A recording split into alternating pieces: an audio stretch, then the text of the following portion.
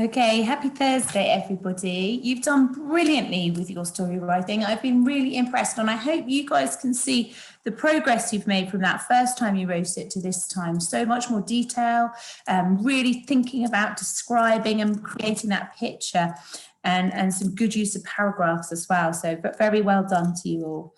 Now, as that was the middle of the story. The next step, the middle of our journey in story, the next step is for us to start creating our own story. And we're going to create our own story, really following the ideas of that story. We're not going to change what happens.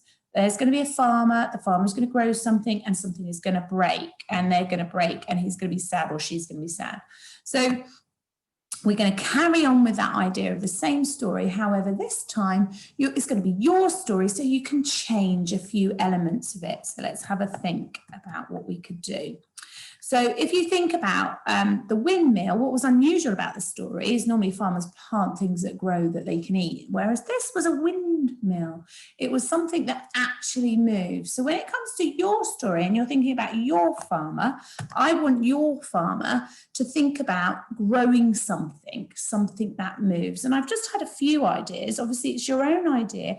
You want to have the movement in the thing they grow, because part of it you'll be describing how it moves. And when you're really describing the details of something, you want something quite interesting to describe. So some of the things that children have done in the past, or things that we've thought of, is we had a cuckoo clock. So the idea that they were growing little trees with cuckoo clocks all over it.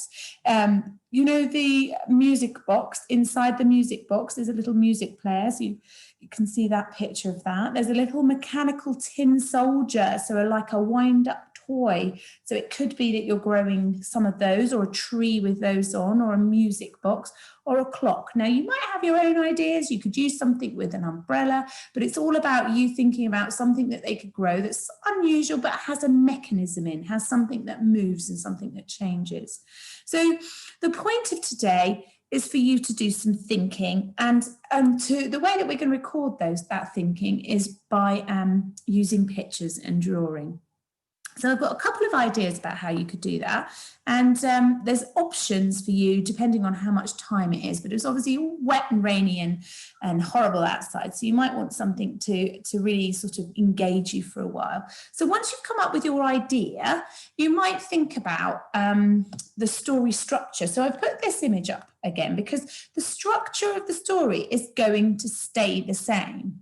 You are going to have a character who's a farmer. And at this point, you might think about where you want your farm to be. It might be in the hills. It might be on mountains. It might be by the sea. It might be, it's where you want it to be. And your farmer doesn't have to be a boy, might be a girl, might be something else altogether. So really think about how you're going to change, but you're only going to have one character. You're not going to start changing the story and loads of different things happen. You still have one character.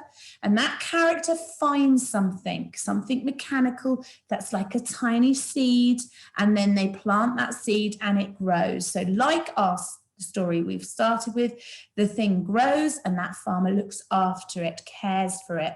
And then a storm comes and that whatever has grown is destroyed and broken. And then the snow comes and the same emotions, same thing going on for that farmer. And then obviously the happy ending where obviously whatever he was growing was everywhere.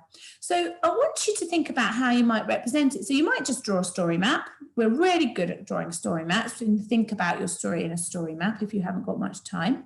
If you've got a bit more time, I've put these up a bit bigger because there's a really beautiful artwork, I think, involved in this and the idea of the storms. It's quite simple, these sort of simple backgrounds. I think they've been sort of sponged and printed or collaged. So it depends what resources you've got at home. If you have got things, you could have a go at doing the backgrounds of the different colour. And then what they've done is they've used black to create the silhouette. So you might have some black paper at home, or you can always colour in black paper and then maybe stick it on. So just have a little think If you have time and you want to get creative, you might be able to do some paintings, or you might just do a storyboard, or you might do a cartoon. So how you plan your story is up to you, whether it's a story mountain or or some artwork. But by the end of today, I want you to have a really clear idea of who is in your story, who's your character, where's your story set, and what are the things happening. And I think that's the important thing that you kind of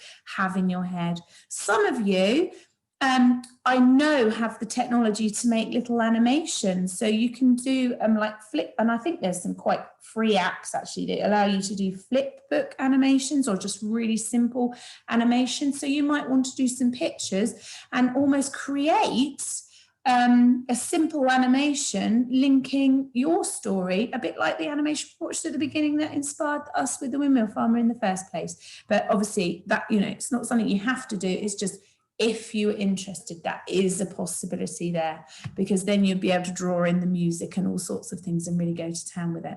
So the point of today, by the end of today's literacy, you will have a clear idea of your story. And if you haven't got much time, you'll have a story plan. If you've got lots of time, you might have some beautiful artwork that you might want to be starting to use. So it's totally up to you how you do, but you have a story plan in your head. As next week, we're going to start thinking about your story. You're going to put your examples and think about the way that you might write it, building on all that knowledge that we learned about fronted adverbials and expanded noun phrases, etc. Okay, look forward to see some of your ideas. Have a great day. Well done, everybody.